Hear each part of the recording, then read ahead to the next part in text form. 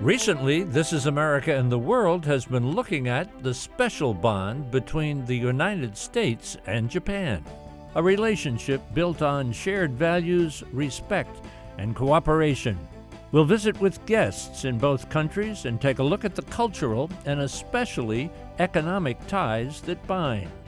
On this program, we'll learn how important both countries are to each other and see how this close relationship plays out. It's the unique partnership between Japan's Kawasaki Heavy Industries and America's Boeing, one of the largest airplane manufacturers in the world. This is America and the World is brought to you by Whittle School and Studios, the U.S.-China Education Trust and F.Y. Chang Foundation, guided by Julia Chang Block, President, the League of Arab States, the Rotendaro Family Trust, Japan, History, Hospitality, and Advanced Technology, Sharing Tomorrow, the Forerunner Foundation, dedicated to forward-thinking public policy, and the Embassy Series, uniting people through musical diplomacy, presenting international artists in diplomatic settings. To appreciate Japan's trade and investment relationship with America, we spoke with Japan's newly appointed ambassador to the United States.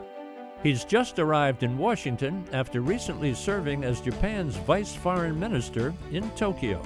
What does it mean to be appointed the ambassador from Japan to the United States? Well, as a matter of fact, when I was told by the leadership that I should be heading for to be in Washington, D.C., new Japan's envoy, I was really taken back and stunned. Of course, this must be one of the greatest honors for career diplomats to be assigned as an ambassador to Washington, D.C. After all, U.S. is the single ally to Japan. So it is at least, to say the least, as a career diplomat, it's one of the at least one of the highest honors. So of course I felt slightly daunted and taken aback. At the same time, my second thought, I must feel this is the greatest honor for me. Such a nice answer. Thank you, Ambassador. Yeah. So we can get to know you a little bit more. Okay. Tell a little bit about your professional and your personal background as well, huh? Actually, if I can tell you some of my personal history, when my father was teaching and professor of international law, and when I born, my mother's father was in the upper chamber side. That was the time I think he got twice elected or something. And so I started thinking about becoming some kind of, studying law, international law, politics and that sort, but I finally decided to get into foreign service, which I was fortunate to be able to be, recruited by the service. Since then, I've been ever in the Foreign Office, both at home and abroad. How would you characterize the relationship between Japan and the United States at this point in time? At this point of time, to say the least, I think U.S.-Japan relations are at a very high moment, and I wouldn't say couldn't be better, because what I should do is to at least maintain this very good situation between Japan and United States of America, primarily thanks to the very good, friendly, and trustworthy relations between the two leaders, primarily, my Prime Minister Abe and your President Trump. I personally know how they deeply trusted with each other and their friendship. And I think that has given us a very good foundation, but upon which I think my people and your people seem to have made made really, really good certain endeavors to become like this.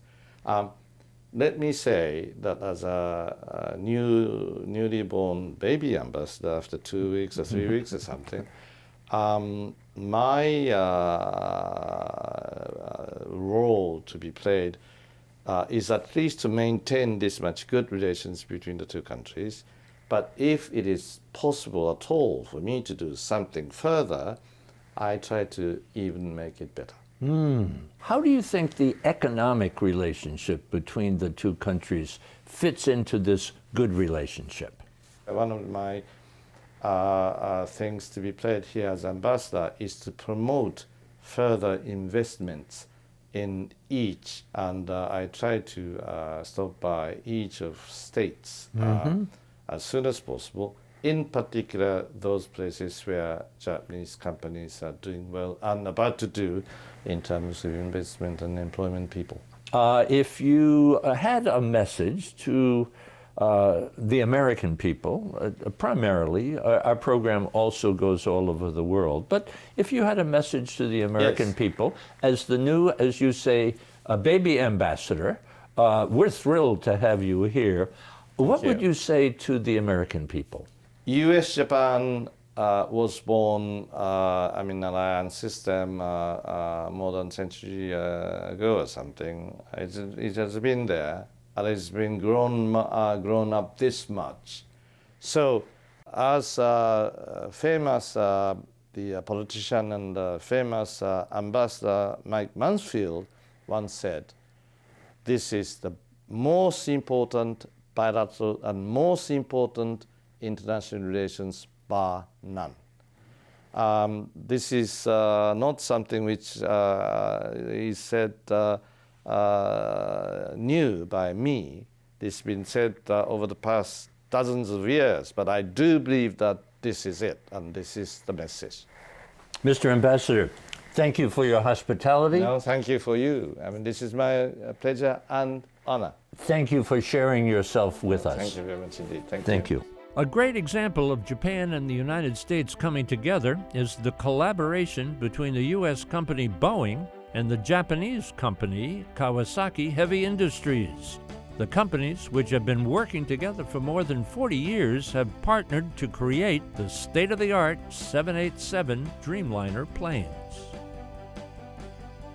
We traveled to the city of Nagoya in Japan to visit Kawasaki Heavy Industries. Their products are found all over the world, including, of course, in the United States.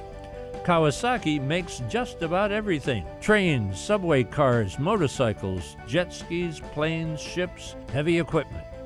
The president of Kawasaki's aerospace company gave me a tour of the facility, told me about the company, and explained the essential part it plays in Boeing's Dreamliner.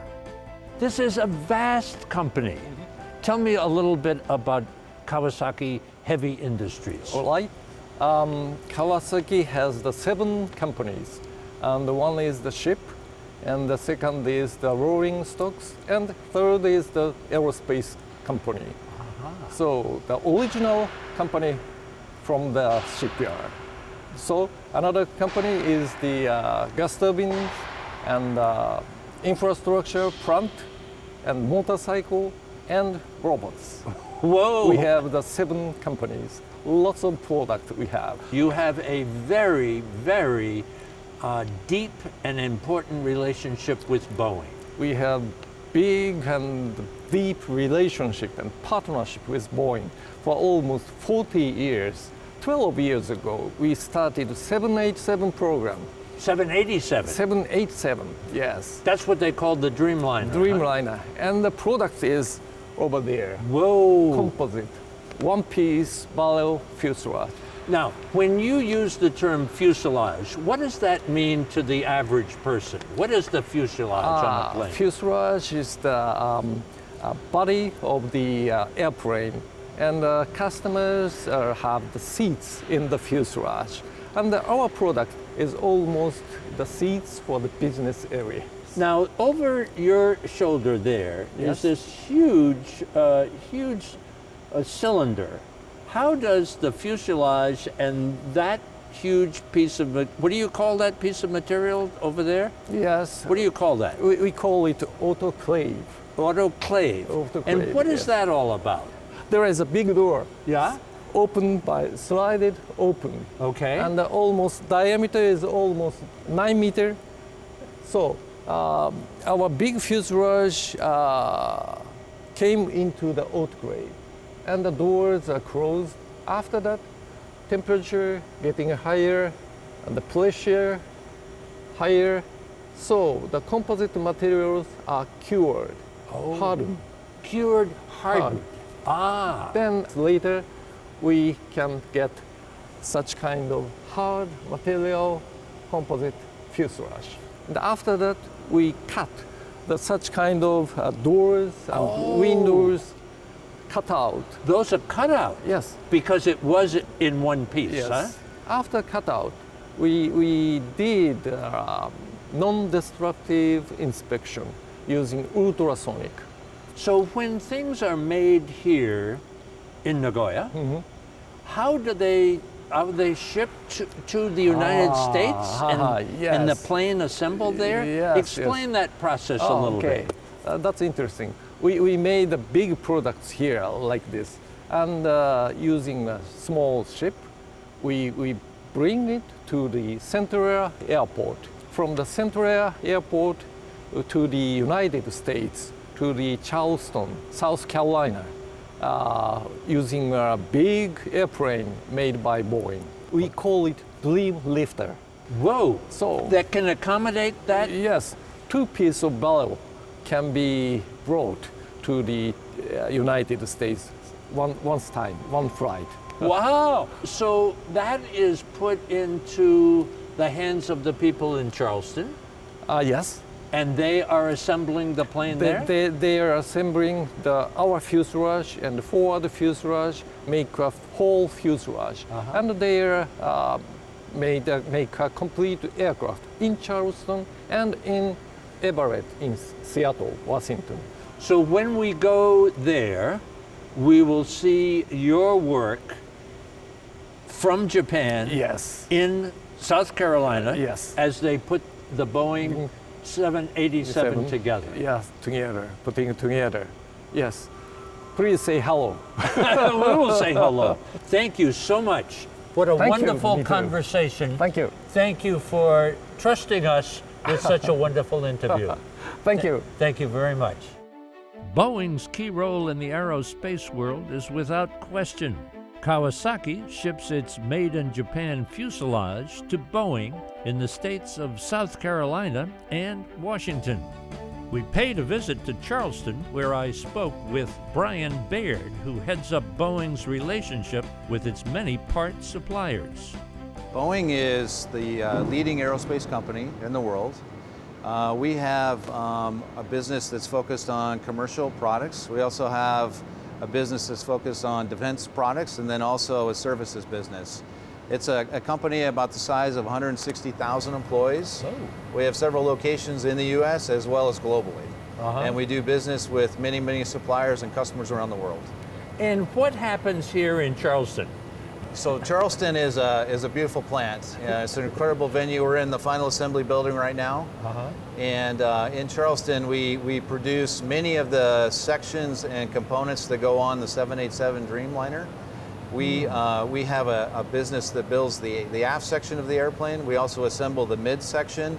We have final assembly of many of our airplanes, as well as a delivery center.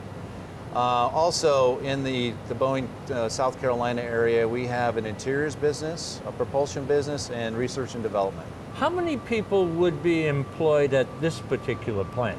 We have approximately 7,000 employees and contractors in Boeing, South Carolina. Wow. For someone who's never flown on a Dreamliner, try to paint that picture a little bit for us. So our Dreamliner, the 787, is an airplane that we've been building and delivering for over a decade now. It has revolutionized the industry. It's an airplane that offers advanced technology, advanced materials. It is fuel efficient to the order of 20 to 25% savings over other models and airplanes that it's replaced. It is extremely efficient. It's been extremely well accepted and liked within the industry by our customers. And it's been very good in terms of getting that production system up and going for the Boeing company. Looking at the floor, talking a little bit about the Dreamliner, the first thing that comes to my mind, because we've just come back from Japan, Yes. we were visiting Kawasaki Heavy Industries. Kawasaki Heavy Industries, we started our partnership on the 767. They've also, they're a partner to us on the 777, 787 as well, and also the 777X, our new airplane program. On 787, they are an incredible partner. They do have several components on the airplane, several fuselage section, as well as components on the wing. Ah, were they part of the original partner, can you call it a partnership, or the design team, or how did that work? Yes, they've been a partner from the very beginning. Their engineers collaborated with our engineers in the early days to design this optimal, very fuel efficient airplane that we have today. So the idea of a Japanese company and an American company coming together, how does that work? What does each one bring to the table? Oh, incredible knowledge. I would say more broadly, what we've actually been able to get from the Japanese industry is knowledge around production systems, lean, Kaizen.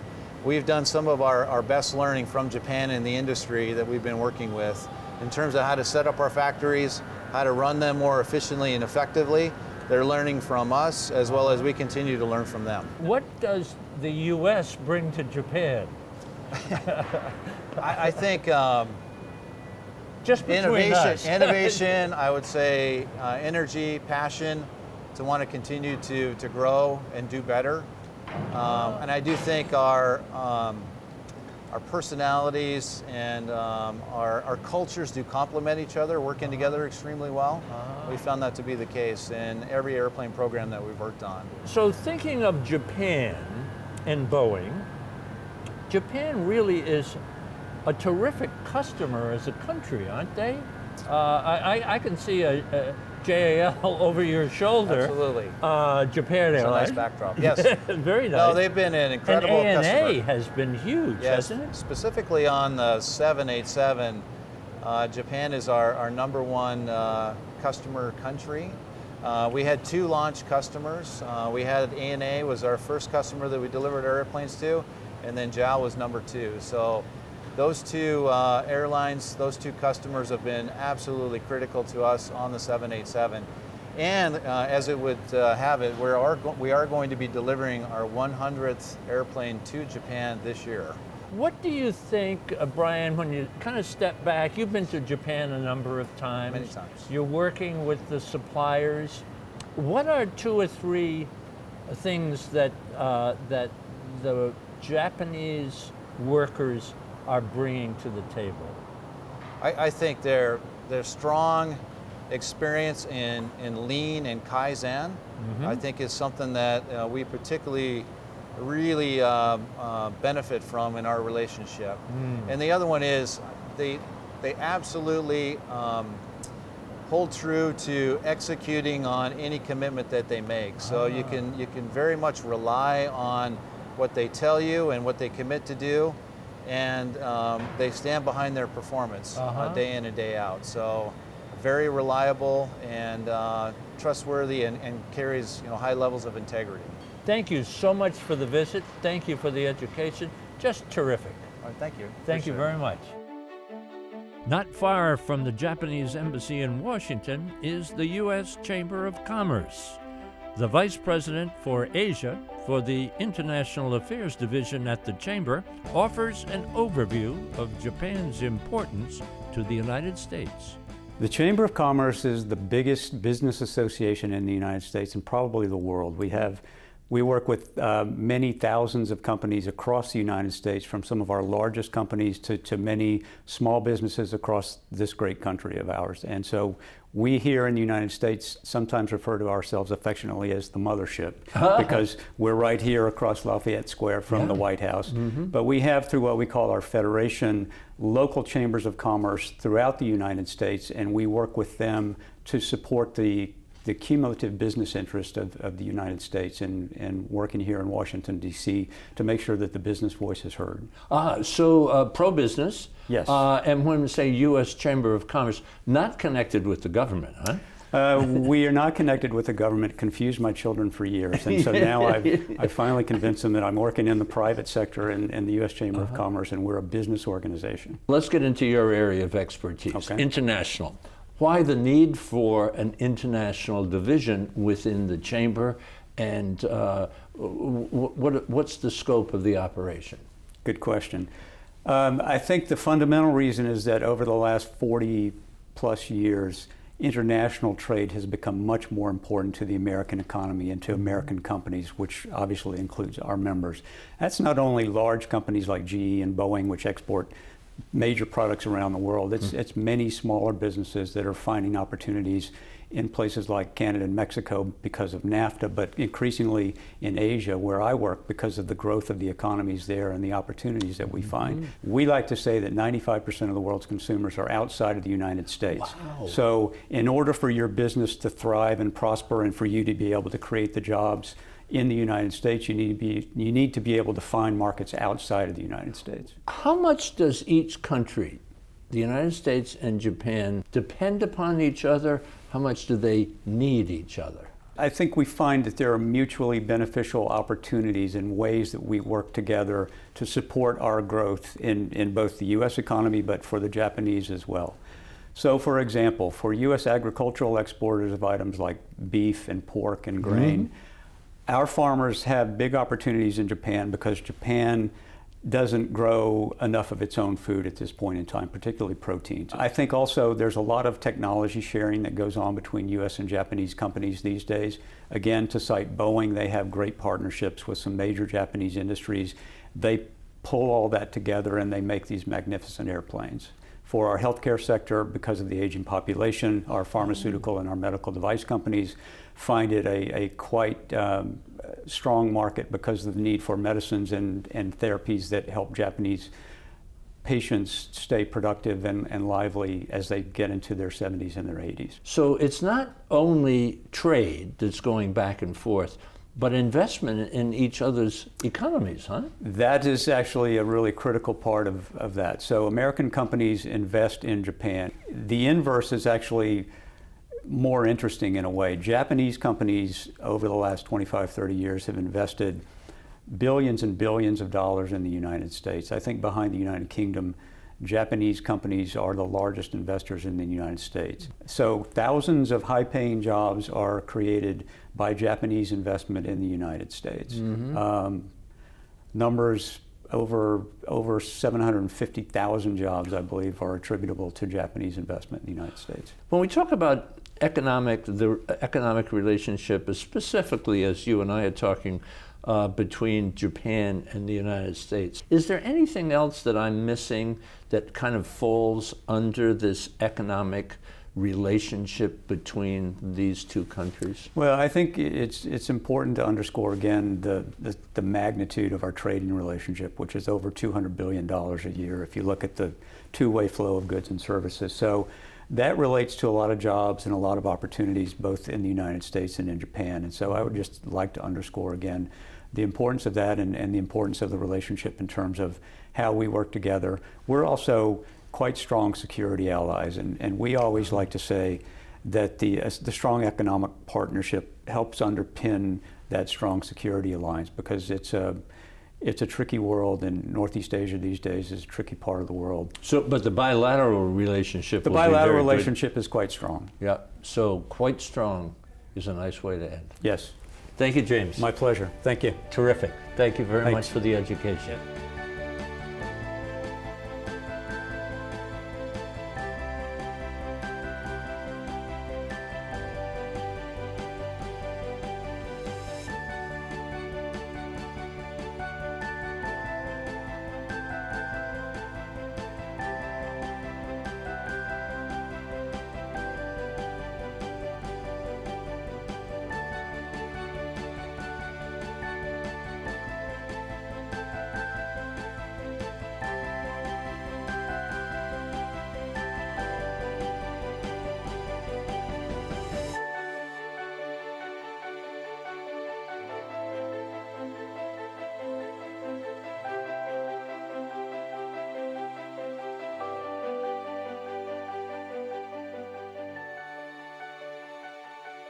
Special thanks to ANA Airlines and the Imperial Hotel in Tokyo.